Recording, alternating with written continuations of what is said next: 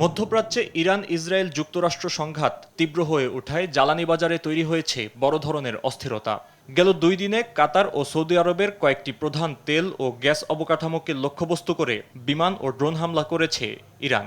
বিশেষ করে কাতারের বড় এলএনজি উৎপাদন কেন্দ্রগুলোতে হামলার কারণে স্থগিত হয়েছে উৎপাদন। একই সঙ্গে হামলার পর সৌদি আরবের বড় রিফাইনারি আরামকো বন্ধ করেছে উৎপাদন। এদিকে সংঘাত শুরুর পরই হরমুজ প্রণালী বন্ধ করে দেয় ইরান। এতে থেমে যায় জাহাজ চলাচল। বর্তমানে সেখানে আটকে পড়েছে 1.5 শতাধিক জাহাজ, যার বেশিরভাগই বহন করছে জ্বালানি।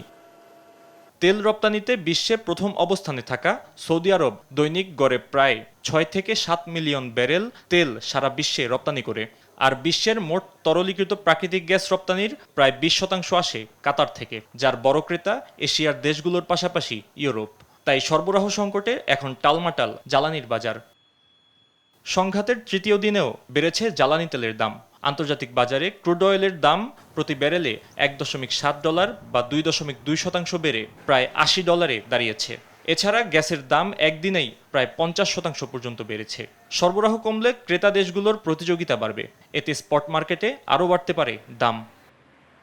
জ্বালানির দাম বাড়ায় এশিয়া ইউরোপে এরই মধ্যে বেড়েছে নিত্যপণ্যের দাম। বিশ্লেষকরা বলছেন, এমন যুদ্ধ পরিস্থিতি চলতে থাকলে 2022 সালের চেয়েও জ্বালানির বাজার আরও অস্থির হয়ে পড়তে পারে। ফাহিম ইউসুফ, দেশ টিভি, ঢাকা।